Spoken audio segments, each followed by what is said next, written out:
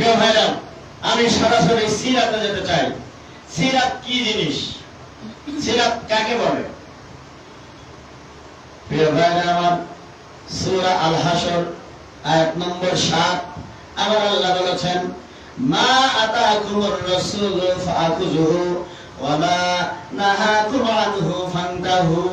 রব্বুল আলামিন বলেন, হে বিশ্বনবীর উম্মতেরা শোনো, বিশ্বনবীর ভক্তরা শোনো, তোমাদের জন্য নবীজির সিরাত হলো মা আতাকুমুর রাসূলু, রাসূল তোমাদের জন্য যা নিয়ে এসেছেন, ওয়া মা নাহাকুম আনহু, আর তিনি যেটা নিষেধ করেছেন সেটাকে গ্রহণ করো।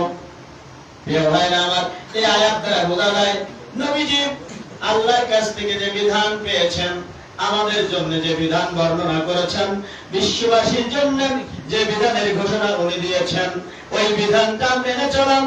আর কিছু বিষয় তিনি নিষেধাজ্ঞা দিয়েছেন, ওইটাকে বর্জন করা। এর নাম হলো নবীজির ভক্ত, নবীজির উম্মাহ। আমার আল্লাহ সুবহানাহু ওয়া তাআলা বলেন সূরা আল আহজাব, সূরা জোট। জোট মহাজোট আমরা ভালো চিনি নাকি? চিনি না? ভাইরা আমার, কুরআনুল কারীমের একটা সূরা হলো সূরা জোট। এই সূরা জোটের 21 নম্বর আয়াতে আল্লাহ বলেছেন, লাকাদ কানা লাকুম ফি রাসূলিল্লাহি উসওয়াতুন হাসানা।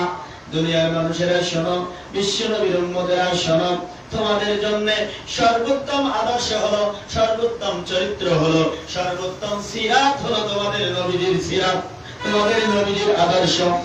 তাহলে কার আদর্শ সবচেয়ে উত্তম? কার আদর্শ সর্বক্ষেত্রে উত্তম? আল্লাহ সুবহানাহু ওয়া তাআলা তার রাসূলকে আদেশ দিয়েছেন উম্মতের জন্য সর্বোত্তম আদর্শ হলো নবীজির আদর্শ। সুতরাং এই নবীজির আদর্শ বাদে Lenin, Karl Marx, Hegel, Darwin, যত প্রকার মানব রচিত মতবাদ আছে, যত আদর্শ আছে, কোন আদর্শ পৃথিবীবাসীকে শান্তি দিতে পারে নাই, মুক্তি দিতে পারে নাই।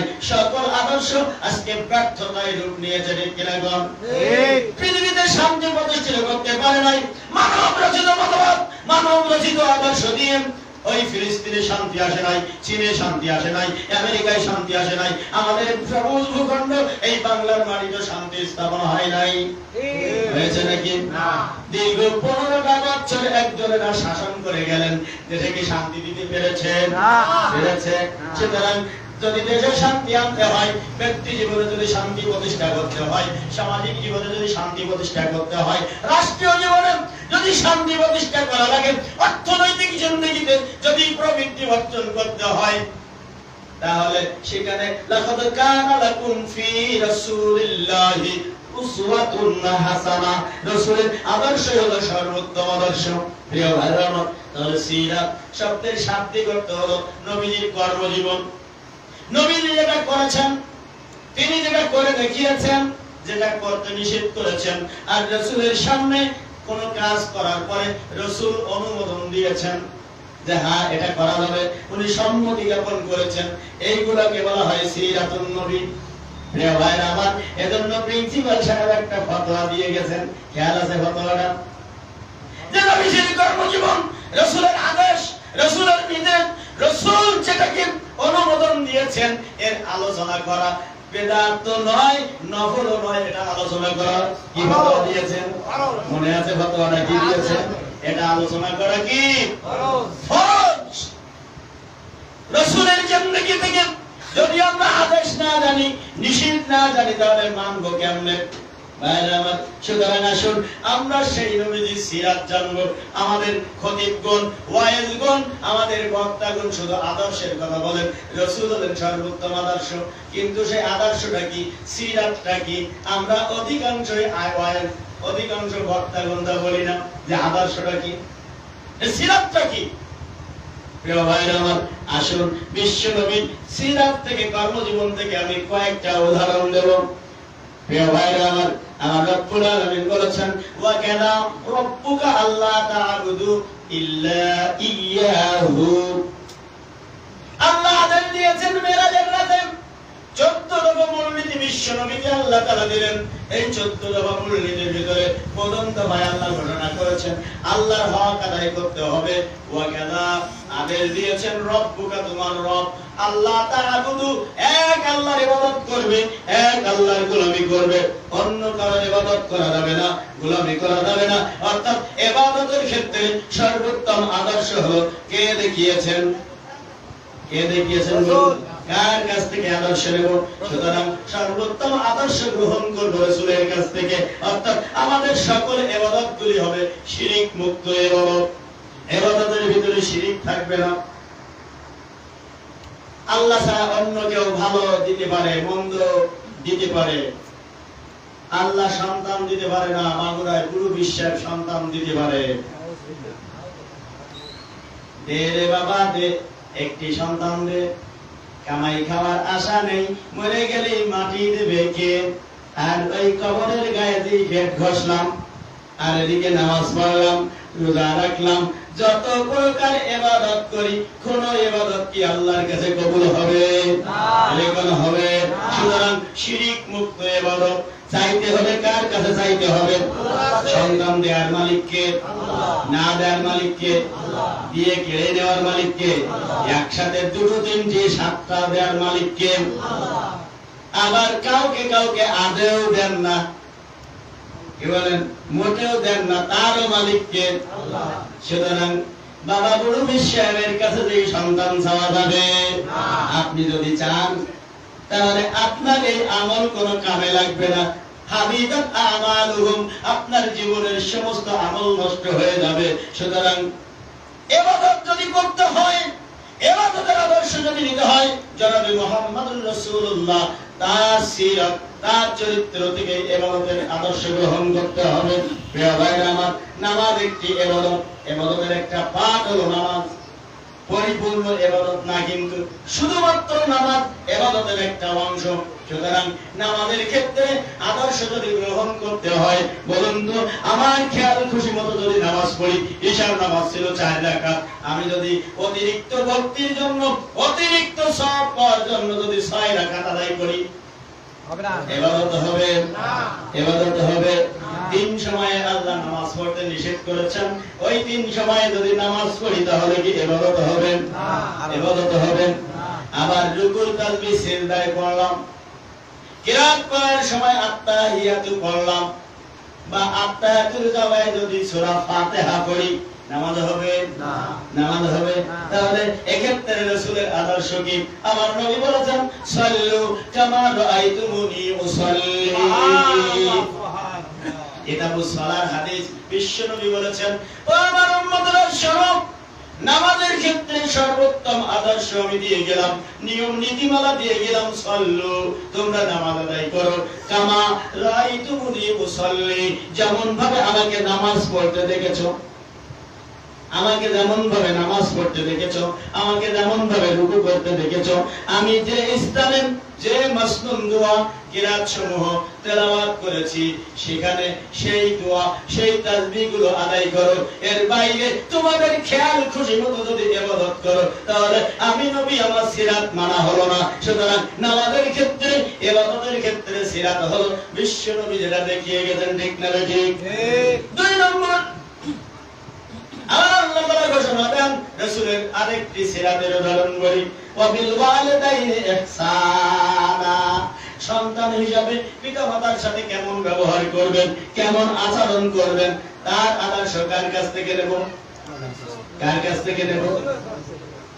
আমার অমুক নেতা তমুক নেতা বলি গেছে, তার কাছ থেকে আদর্শ নেব? হবে সে আদর্শ? সে আদর্শ বাস্তবায়ন করলে দেখা যাবে আমার অনেক নেতার নাম আমরা স্লোগান মারি, আমরা সবাই অমুক সেনা, ভয় করি না, বুলেট বোমা ইত্যাদি ইত্যাদি, আমরা সবাই অমুক সেনা নেতৃত্বের অমুক অমুক ইত্যাদি স্লোগান মারি কিনা?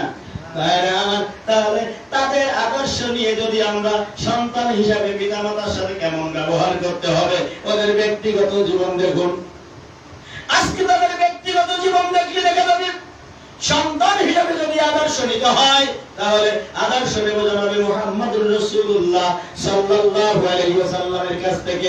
আজকে আমাদের দেশের নেতারা যে নেতা বলেন খুব ভালো, অমুক ভালো, তমুক ভালো, ফুলের মতন পবিত্র, ইত্যাদি ইত্যাদি। খোঁজ নিয়ে দেখেন ফরজ গোসল করে নাই, একদিনও নামাজ নেই, একক। আবার তার নামে স্লোগান মারি অমুক নেতার চরিত্র ফুলের মতন পবিত্র, ঠিক না বেটি?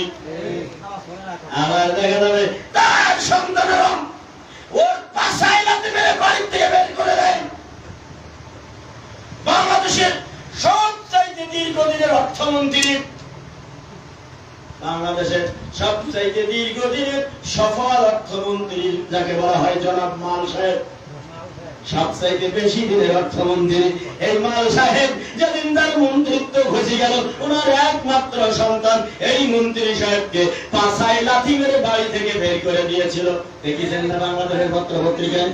দেখেছেন না? সুতরাং আজকে যদি আদর্শ গ্রহণ করেন, ওই মন্ত্রীর ছেলের কাছ থেকে সন্তান হিসাবে যদি আদর্শ নেন, তাহলে বাবার পাছায় লাথি মেরে বাড়ি থেকে বের করে দেওয়া হবে। আপনার আমার মতন বাবাদের বাড়িতে জায়গা হবে না, বৃদ্ধাশ্রমে জায়গা হবে, ঠিক না ঠিক? সুতরাং সন্তান হিসাবে যদি আদর্শ নিতে হয়, কার কাছ থেকে আদর্শ নেব? আমার রাসূলকে আল্লাহ আদেশ দিয়েছেন অবিল ওয়ালিদাইনি ইহসানা। ও দুনিয়ার মানুষ, তোমাদের জন্য সন্তান হিসাবে আমি নবী আদর্শ দিয়ে যাচ্ছি, সিরাত দিয়ে যাচ্ছি। সেটি হলো অবিল ওয়ালিদাইনি ইহসানা, পিতামাতার সাথে ভালো ব্যবহার করবে, সৎ ব্যবহার করবে। ইম্মা আবলুগান্না ইনদাকাল কিবারা আহাদুহুমা আও কিলাহুমা ফালা তাকুল লাহুমা উফিন ওয়ালা তানহারহুমা ওয়া কুল লাহুমা কাওলান কারীমা। সূরা বনী ইসরাঈল আয়াত নম্বর 22।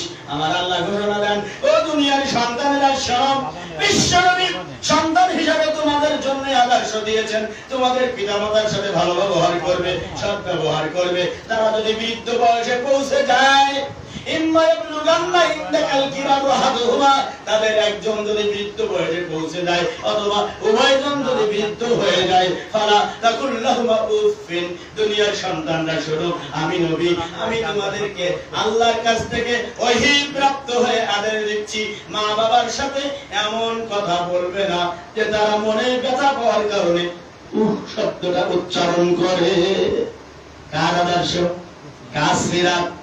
আর আমাদের নেতাদের সন্তানের সিরাত আমরা পাইছি পাছায় লাথি মেরে বাড়ি থেকে বের করে দেয়া, বাপ মন্দির নেই, দিলাম বের করে, বৃদ্ধাশ্রমে রেখে আসলাম। আর আমার নবীজি সন্তান হিসাবে সিরাত দিলেন, ও বিশ্ব নবীর উম্মতেরা শোনো, তোমরা যদি আমার উম্মত হতে চাও, আমার সুপারিশ পেয়ে যদি জান্নাতে যেতে চাও, তাহলে দুনিয়ার সন্তানেরা শোনো, তোমরা বাবার সাথে মায়ের সাথে এমন আচরণ করবে না যে মা বাবা মনে ব্যথা পাওয়ার কারণে, কষ্ট পাওয়ার কারণে শব্দটা উচ্চারণ করবে। এই শব্দটা যদি মা বাবার মুখ থেকে উচ্চারিত হয়ে যায়, তাহলে আল্লাহর দরবারে তোমাদের জান্নাতের কোনো সুঘ্রাণ পাবে না। প্রিয় ভাইরা আমার, ঠিক নেবে ঠিক? তাহলে সন্তান হিসাবে আদর্শ নিয়ে কার কাছ থেকে নেব? আমরা মা বাবার সাথে কি ব্যবহার করি? আসুন রাসূলের সিরাতের সাথে একটু মিলাই। রাসূল বললেন যেন কষ্ট না পায়। আর আমরা কি আচরণ করি? কলিকালের পোলাপান বাপকে বলে হুক্কা আন, মাকে বলে কুটনি বুড়ি, বউকে বলে সোনা চান, ঠিক না ঠিক? ভাইরা আমার, বিবির কথা শুনেন, স্ত্রীর কথা শুনেন, মার উপরে অত্যাচার করে, নির্যাতন করেন। অনেক সময় দেখা যায় ভালো বাজার করে আনা হলো, মাছ গোশ কেনা হলো, রান্না বান্না হলো, কিন্তু আমার মায়ের পাতে ভালো মাছটা যায় না, মাছের মাথাটা যায় না। যায়? প্রিয় ভাই আমার, আবার অনেক সময় মা বাবা বুড়ো হয়ে গেছেন, বৃদ্ধ হয়ে গেছেন, প্যারালাইজড হয়েছে, স্ট্রোক করেছে, প্যারালাইজড হয়েছে, চলতে পারেন না। এখন রাতের বেলা বা দিনের বেলা হোক, নিজের কাপড়ে পেশাব পায়খানা হয়ে যায়। আমরা কয়জন সন্তান রয়েছি, মা বাবার ওই কাপড় পরিষ্কার করে দেই। আমার নবীজি সিরাত দিয়েছেন, তোমার মা বাবা যেন কষ্ট পেয়ে শব্দ উচ্চারণ না করে। সুতরাং তোমরা মা বাবার ওই পেশাব পায়খানা নিজ হাতে ধৌত করবেন। কার আদেশ? রাসূলের সিরাত। আমার বাবারা শুনুন, যারা আমরা বাবা হয়েছি, বাবার কাছে আজকের সন্তানের কাছে যদি এই ব্যবহার যদি পেতে চান, তাহলে সন্তানকে কোরআনের জ্ঞান শিক্ষা দেওয়া লাগবে কি লাগবে না? লাগবে কি লাগবে না? ভাইরা আমার, ওদিকে পরে আসবো। শুনুন, তাহলে এই সন্তানেরা মা বাবার সাথে ভালো ব্যবহার করবে, সৎ ব্যবহার করবে, নেক ব্যবহার করবে। আহারে, আব্বা খুব কষ্ট হচ্ছে, রাতে আমি ঘুমিয়ে গিয়েছিলাম, আজকের এই দুর্গন্ধযুক্ত নাপাক ময়লাযুক্ত কাপড়ে আপনি আছেন, আব্বা আমারে মাফ করে দিন, আমি সময় মতো আপনার এটা পাল্টাই দিতে পারিনি। এভাবে যদি বাবার কাছে আপনি যদি ক্ষমা প্রার্থনা করে বাবাকে যদি পরিশুদ্ধ করে দেন, ওই বাবা আল্লাহর কাছে হাত তুলে দোয়া করবেন। হযরত বাইজিদ বুস্তামি রাহমাতুল্লাহ আলাইহি ক্লাস 3 ছাত্র, এমন সময় তার মা ছিল অত্যন্ত অসুস্থ। আপনারা জানেন রাতের বেলা মা বাইজিদ বুস্তামির কাছে পানি খেতে চেয়েছে, ঘটনা আপনারা জানেন। প্রিয় ভাইরা আমার, এই পানি খাইতে চাওয়ার কারণে বাইজিদ বুস্তামি দেখলেন বাড়িতে খাবার পানি নাই। ওই সময় যেরকম বাড়িতে টিউবওয়েল ছিল না, খাবার পানি ছিল না, ফিল্টার ছিল না, বাইজিদ বুস্তামি কি করলেন, বাড়ির থেকে কয়েক কিলোমিটার দূরে গেলেন, পানি সংগ্রহ করে এনে দেখেন মা ঘুমিয়ে গেছে। হযরত বাইজিদ বুস্তামি রাহমাতুল্লাহ আলাইহি মায়ের মাথার কাছে পানির গ্লাস নিয়ে দাঁড়িয়ে আছেন। শেষ রাতের দিকে মায়ের যখন ঘুম ভেঙেছে, দেখেন শিশু বাইজিদ মায়ের মাথার কাছে পানির গ্লাস দিয়ে দাঁড়িয়ে আছে।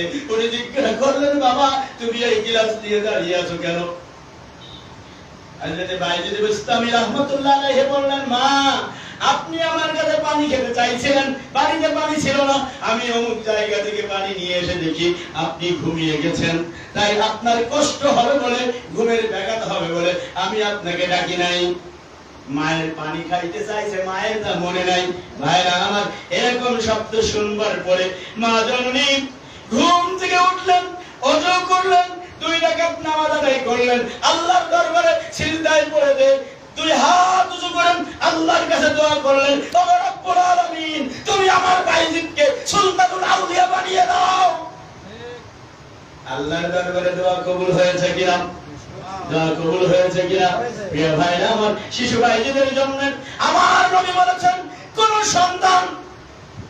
সন্তানের জন্য মা বাবা যদি চোখের পানি ছেড়ে দিয়ে যদি আল্লাহর কাছে দোয়া করে, রব্বুল আলামিন বলেছেন ওই পিতামাতার চোখের পানি মাটিতে পড়ার আগে আল্লাহর দরবারে কবুল হয়ে যায়। প্রিয় ভাইরা আমার, সুতরাং সন্তান হিসাবে রাসূলের সিরাত তো ছিল এটাই।